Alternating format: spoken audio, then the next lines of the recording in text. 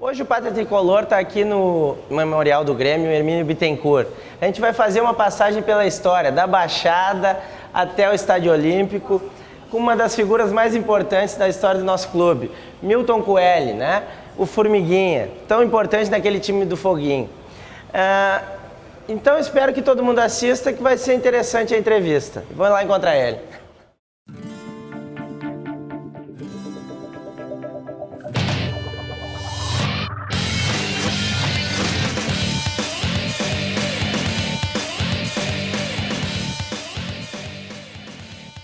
Bom, olá! Hoje é mais um Pátria Tricolor, dessa vez fora dos estúdios da Acesso Digital, que é a nossa apoiadora, juntamente com os Sócios Livres, né, o site dos Sócios Livres e do Tuts Restaurante.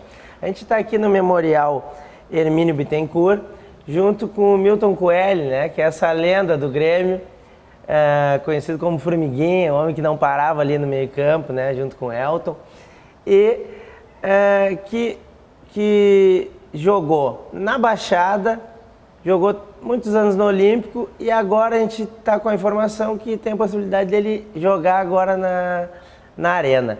E aí, também, que emoção é essa de poder jogar em 3 estádios, né? Em primeiro lugar, eu quero agradecer o convite de vocês para mais uma reportagem sobre o nosso Grêmio Futebol Porto Alegrense, porque é uma honra muito grande que eu venho tendo em poder me manifestar a respeito da história do Grêmio e a respeito do futuro do Grêmio, que seria a Arena.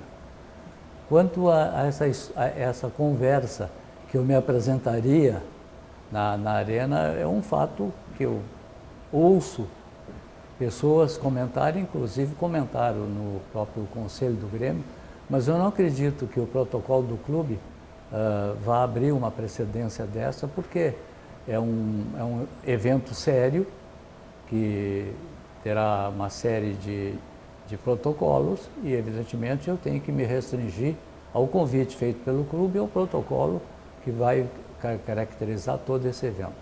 Vou dar uma passeada lá e, dando um abano, eu me sinto muito honrado e muito satisfeito.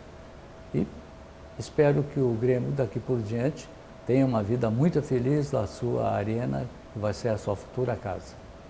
É interessante, né? Ainda tem essa discussão, mas seria, eu acho que um recorde mundial, assim, um jogador que, lembrando que o Dr. Milton, né, que é dentista, né, Sim. Jogou apenas no Grêmio, então teria jogado nos 3 estádios do Grêmio, estádios enormes, assim como a Baixada um pouquinho menor, o Olímpico e agora, né? Maradona, tu tem uma certa razão quando diz: eu entrei no clube em 1951. Na Baixada.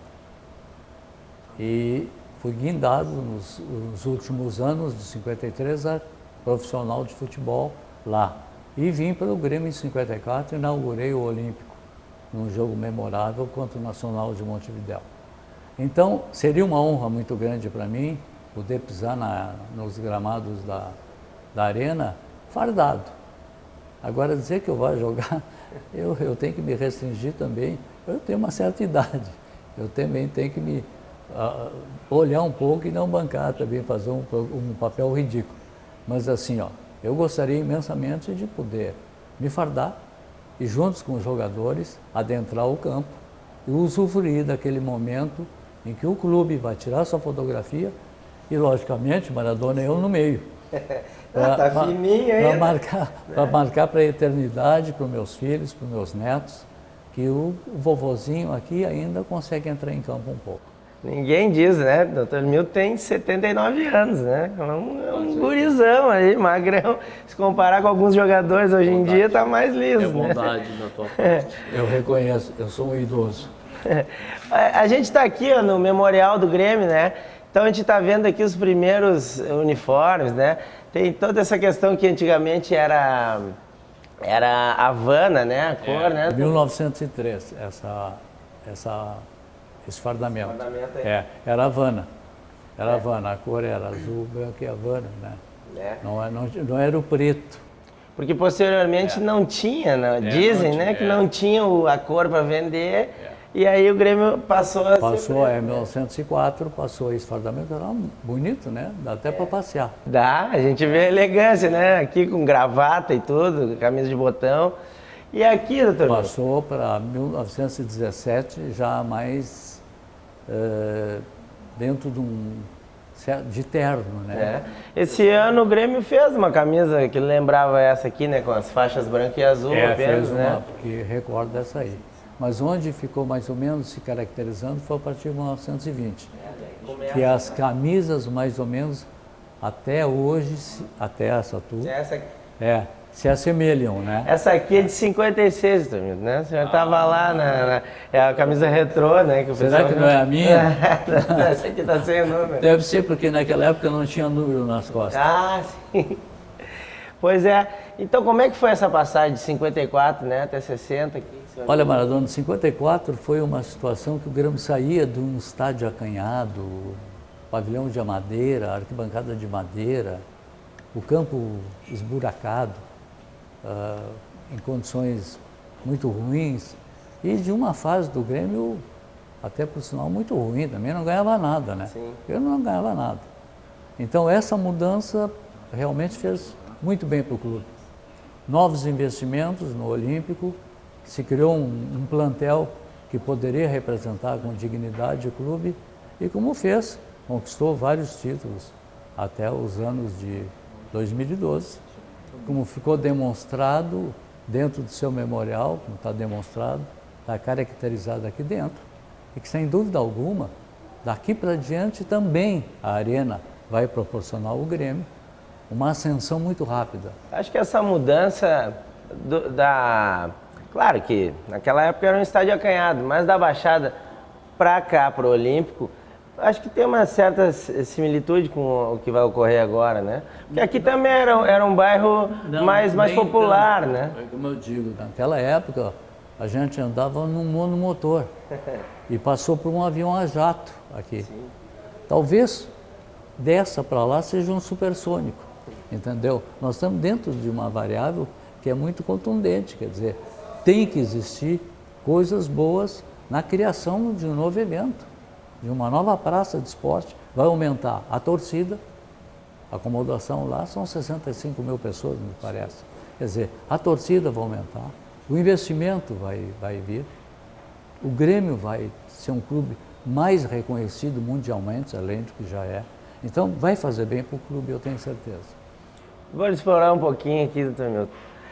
Como é que era a convivência com o Foguinho ali, ele quando seu treinador aí, né? Oswaldo Rola, né? Olha, o Foguinho tem passagens homéricas no clube, como treinador. Ele olhou a sua foto e disse, esse joga? Não, ele olhou a minha foto, apareceu num jornal da época, eu sendo dispensado do Grêmio. Sim. Aí ele olhou assim, não, o senhor não vai ser dispensado. Só que a sua posição não é esta. Eu era meio atacante. O senhor vai passar a jogar como volante. Digo, pô, mas nunca joguei. Fui goleador dos juniores aí, com segundo atacante, mas a sua posição é essa. E me botou de número 10, sem eu jogar com o pé esquerdo, só jogava com o pé direito. E felizmente me dei bem, né? Ele acertou. Mas ele tinha tiradas monumentais. Teve uma no Grenal dos Eucaliptos, que o jogo estava parelho, terminou o primeiro tempo. Eu já era formado. Sim. E quando eu entrei em campo, ele olhou para mim, sério, olhou e disse assim, senhor Romilton, eu não sei como é que o senhor tem um diploma.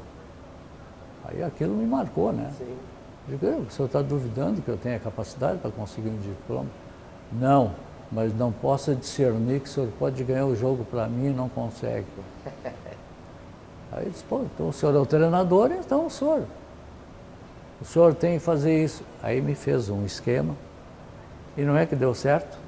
Ele conhecia um pouco. Não é que deu certo. Aí terminou o jogo, fui lá para eles. E agora? O senhor disse que eu era burro. E agora? Agora o senhor não é mais burro. Então era uma figura assim, engraçada, assim, que tinha suas tiradas de muito homem de muito caráter, muita retidão. Ele exigia que o jogador de futebol, em primeiro lugar, fosse uma pessoa humana, um cidadão. com um caráter, depois vai jogar bola. Essa exigência ele sempre cobrou dos jogadores do qual ele era o treinador. Então, a ascensão do Grêmio com ele, o Grêmio em 12 temporadas ganhou 9. Então isso aí é um retrato do realmente que ele estava certo. Outra coisa, tem essas histórias do Gessi, né? Que é um jogador que dizem que é um mago, né? O rei da janelinha, que dava os paninhos nos jogadores. E também, por acaso, é odontólogo, né? Como você... O Gessi até a formatura, quando ele passou no vestibular, nós estávamos em Buenos Aires para jogar com o Boca Juniors. E ele terminou o vestibular, embarcou no avião e chegou lá quase na hora do jogo. Aí chegou lá e arrebentou, né? Sim. Fez 4 gols e foi um jogador fora de série, como realmente era. Ele foi mais pressionado, eu incentivava muito que ele cursasse a faculdade, ele foi o meu bicho. Né? Ele era o meu bicho, então ele fazia os trabalhos para mim. No campo, atira para mim que eu sou teu veterano. Ele atirava a bola. Né? Quer dizer, tinha que obedecer o veterano. E é verdade que ele jogava, mas não gostava de futebol? Ele não jogava, não, só que eu não gostava, como fumava, como ninguém. A gente, quando ia entrar em campo, ele ficava no túnel fumando até a última hora. Quer dizer, era um hábito engraçado dos jogadores de futebol naquela época, muitos fumavam. Né? O Enio Rodrigues fumava, tinha uma turma que fumava. Até a década de 70, ainda, o Gerson, por exemplo, é um exemplo de jogador que fumava. O Gessi é daquele, a concentração, aí em cima era uma cama do lado da outra. Ele era eu, o Vieira e ele. De madrugada a gente via ele riscando o fósforo, se acordando para fumar. Né? E é engraçado, ele parou de jogar com 26 anos, né? E uma coisa que... Ele sai do Grêmio que vai para Portuguesa de Esportes, né? Fica 2 anos, vê, um clube menor, né? Mas não tinha naquela época não tinha esse investimento de grandes clubes nos jogadores. Sim. Era quando muito, eu fui convidado para jogar no Vasco, pelo Bellini. Eu fui convidado para jogar no Atlético Mineiro e na Europa para ir para a Grécia, o Olympiacos. Aí eu digo, bom, mas não é uma transação como hoje. Tu vai lá e vai fazer a tua liberdade econômica. Bem diferente. O que eu ganhava lá, eu ia ganhar um pouquinho mais no Rio de Janeiro ou na Europa. Não ia fazer minha independência. Então eu preferia ficar no Grêmio. Sim, já tinha também, estava uma vida já tanto é que direcionada, né? Tanto é que quando eu larguei o futebol, eu estava um dia treinando aqui, em 65, o Ayrton, ele, como é que tu te sujeita ainda, está correndo? Eu já tinha um consultório montado. Tu tem razão, cheguei no vestiário, me dá minhas coisas aí que eu vou embora. Peguei e fui embora. É uma coisa inusitada, né? Tô falando hoje que as caras estão loucos. Mas quer dizer, eu sabia que ganharia muito mais no meu consultório do que jogando futebol.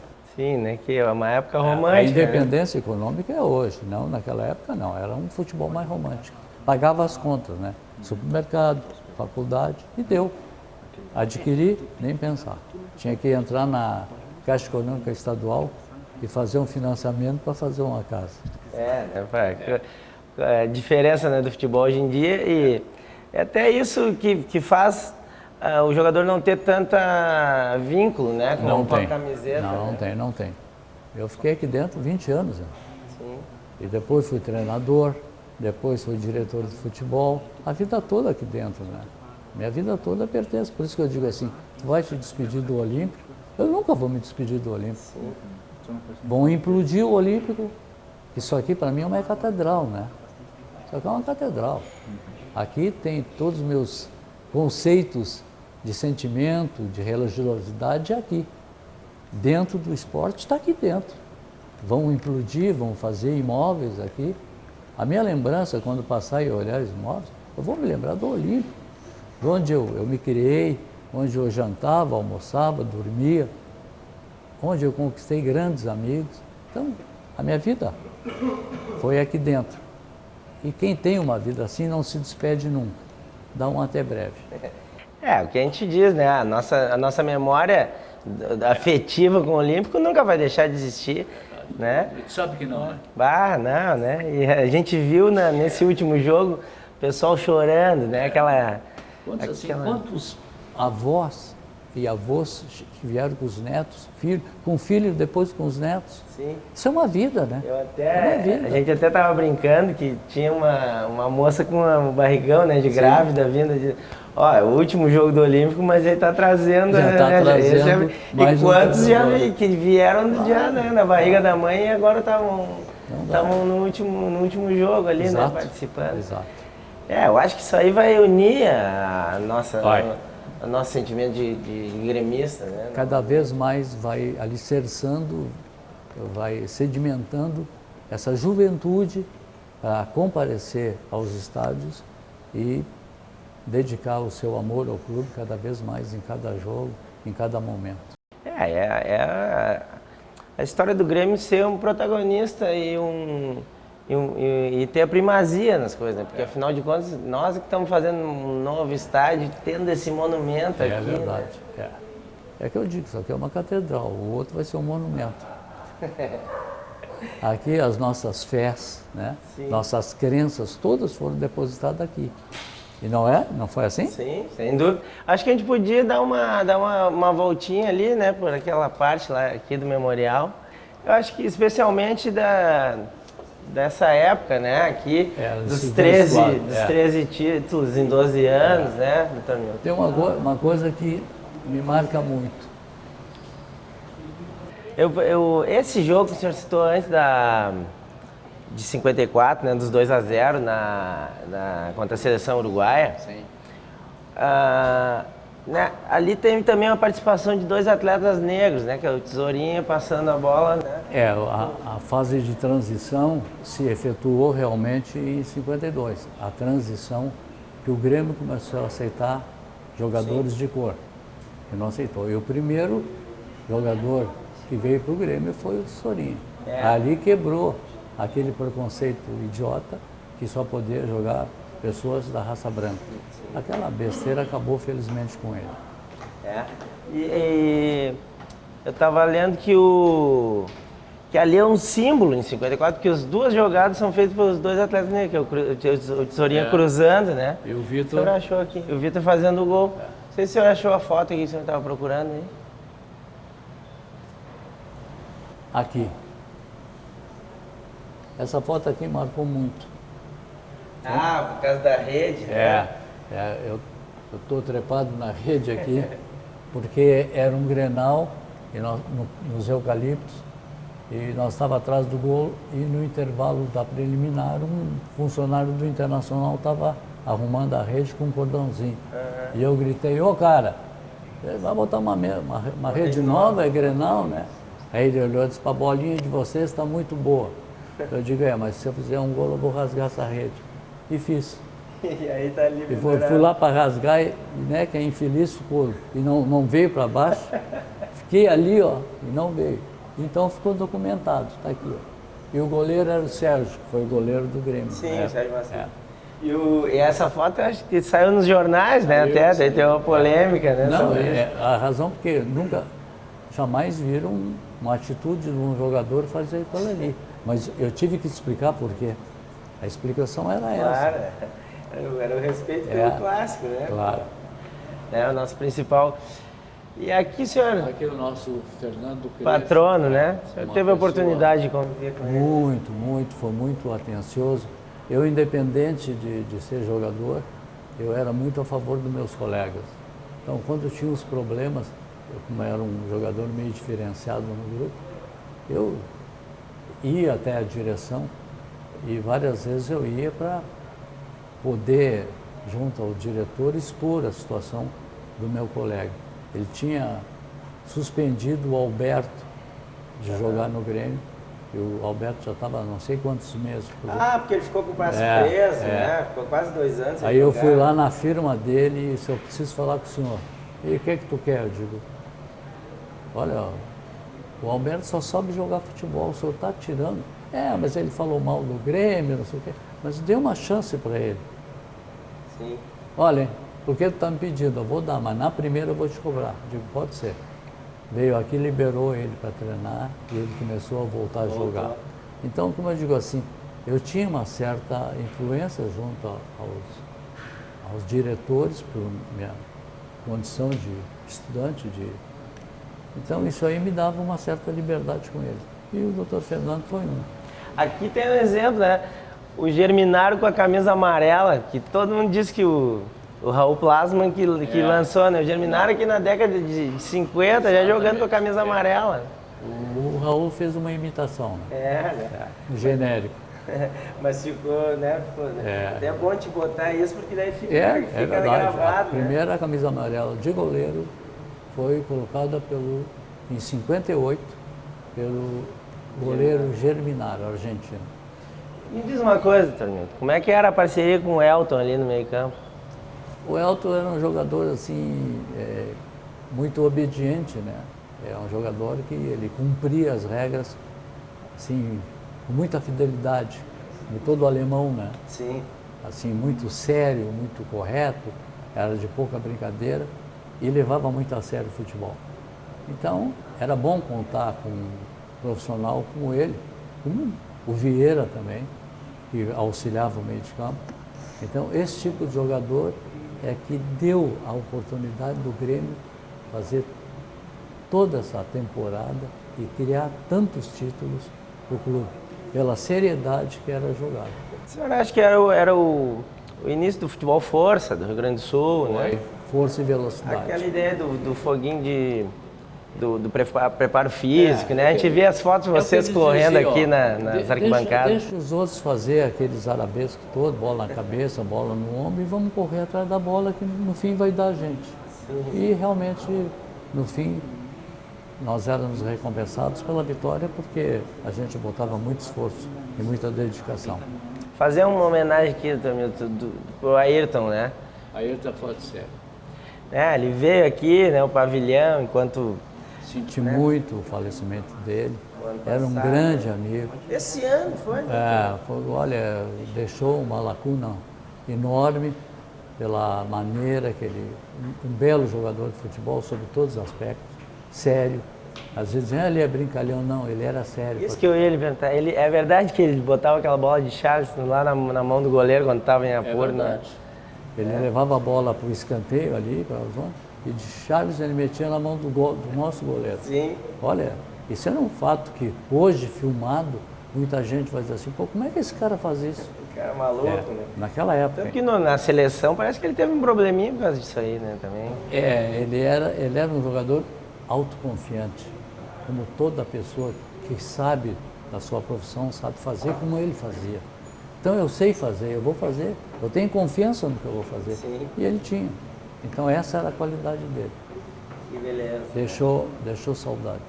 Vamos dar mais uma voltinha aqui. 61, 65, excursão da Europa. Teve duas? A primeira em 61, a segunda em 62. Ficamos lá quase 3 meses jogando bola. Lá jogamos em todos os países europeus. Lá. Rússia, França, Dinamarca. Onde pensasse que tinha um campo de futebol, a gente jogava. E uma excursão com bem mais vitórias do que derrotas, né? Bem mais. Nós saímos em março e voltamos em junho. Olha só. Que coisa, né? Porque era o calendário aquela época. E no outro ano nos convidaram de novo, nós fomos para a segunda excursão. Aqui a gente vê o Enio Rodrigues, né? Como ele era mais alto. Não, ele era encorpado, era forte, um zagueiro forte. Muito bom jogador. Também a Elis, né? Que foi homenageada aqui, né? Era muito gremista. Gremistona, né? Acho que vamos dando mais uma voltinha. Eu vi ontem que o Mequinho veio jogar aqui, né? O rei do xadrez. Né? O brasileiro xadrez. Então, aqui tem também a história do Olímpio de ter sediado a Universidade, né? Porque o estádio foi feito para contemplar todos os esportes, né? De pista, né? Ali, né? Por isso que é o Olímpico, né? Essa pista em volta ali, né? Isso em volta. Aqui a gente tem umas fotos do Foguinho, né? Esse foi um dos maiores treinadores de futebol brasileiro. Do Grêmio. Treinador, jogador, em 1935 fez o gol, né, do centenário. Sério, correto. Juiz de futebol. Inclusive, tinha uma seriedade tão grande que treinou até o nosso adversário aí. Outra questão daquela brincadeira que ele foi pro Aimoré uma certa ocasião e o pessoal ofereceu, vamos lhe pagar 6 mil, né? E aí, não, senhores vão me pagar 2 mil, mas como, né? Seu rolo, vocês não têm condições de me pagar 6 mil, então me paga 2 mil que pelo menos eu recebo. E aqui vai continuando a história, né? De 71 a 77. Esse título para mim... O grande gol do... O André Catimba ali dando o pulo. Aqui de 78 a 81 eu fui campeão brasileiro como diretor de futebol. O chefe do departamento era o Rafael. Sim. E eu era o diretor de futebol dele. E 2008, 2009 o senhor teve uma passagem também, 2008, né? Mas aqui foi o primeiro campeonato brasileiro do Grêmio, 1981. O pessoal, isso é um fato que, né, pelo Grêmio ter caído com o Rafael Bandeira de presidente, o pessoal esquece que ele foi um dos maiores diretores de futebol que o Grêmio já teve, né? Trabalhei com ele como diretor e conseguimos aquela vitória lá em São Paulo, gol do Baltazar. Torcemos para o Olímpico. Aqui, campeão mundial, né? Não fui. E campeão mundial. A grande epopeia tricolor, o Grêmio marcou a sua presença no futebol mundial, sendo campeão. Ali tem uma simulação aqui do gol do César, né?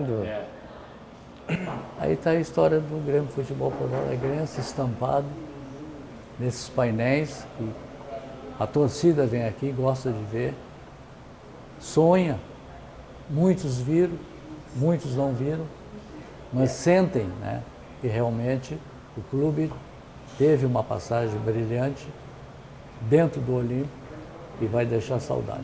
Aqui a gente tem um pedaço da história do Grêmio, o Dr. Milton, não há dúvida, né? Com todo esse entusiasmo ainda aqui com a gente, né, participando. Hoje em dia como conselheiro também. Como é que está a questão do conselho? Bem, o Grêmio tem um conselho atuante, cobrador, faz as suas ponderações sempre para o presidente e, de uma maneira geral, entende que o clube passa às vezes por dificuldades que não pode cumprir determinadas situações porque, infelizmente, as coisas não andam como a gente gostaria que andasse. Mas, de modo geral, está bem. O nosso programa aqui é um programa de opinião do torcedor, né? Então, eu também tenho uma opinião de que eu imagino que agora, com a volta do Dr. Fábio Koff, a gente consiga dar uma amenizada nessa briga interna que a gente tem visto nos últimos anos. O que o senhor pensa disso? Os grandes problemas dos clubes são essas adversidades clubísticas, que cada um puxa para um lado e às vezes um quer aparecer mais do que o outro. Então isso aí com o tempo eu acho que vai ser saneado e o clube vai crescer cada vez mais. Eu acredito que essa arena vai conseguir essa transformação. Eu vou lhe perguntar assim, aproveitando, né? Existe conselheiro que seque o time, assim, quando tem essas brigas internas? Sem dúvida alguma.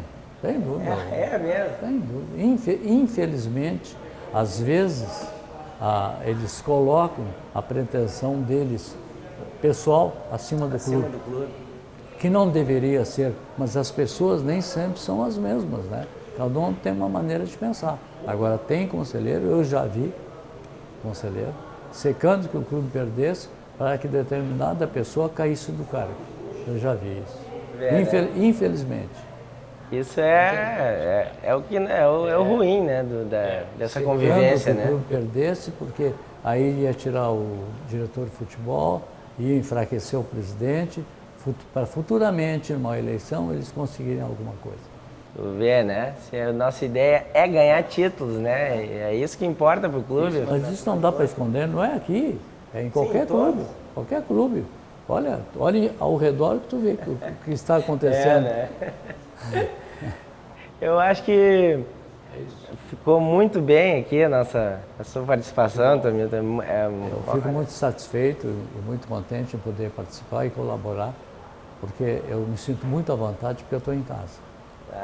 Eu me emociono bastante porque eu sou pesquisador de futebol e me importa, e o Grêmio é a minha paixão, né? E tá aqui com uma das figuras mais importantes aí da nossa história aí, daquelas décadas e depois, né? Com toda essa participação que ele tem aqui, Dr. Milton Coelho. Muito obrigado. Eu que agradeço, foi um prazer enorme e fico à disposição porque o que nós falamos do Grêmio, muita gente vai gostar de ouvir. Vai ter interesse em ouvir e dizer, puxa, quem dera eu pudesse viver o que esses caras estão vivendo. E amanhã, quando o senhor entrar fardado lá, vou estar na arquibancada, vou estar gritando lá, pode ter certeza. Mas eu acho que já me disseram assim, eu acho que tu não vai entrar fardado. Ah, é? É, porque se tu jogar 15 minutos, pode ser que seja um novo reforço para 2013. É brincadeira, hein? O problema é que o Dr. Milton disseram que ele ia jogar 5 minutos e ele disse, não, no mínimo 80, né? Ô, Doni, tu acha que eu vou me fardar para jogar 5 minutos? Tu tá com medo que eu fique uns 15 e o Luxemburgo fique pensando em mim, né? É brincadeira, hein? Então tá, nesse clima Olha, aí... muito obrigado, foi um prazer enorme, viu? Obrigado, Dr.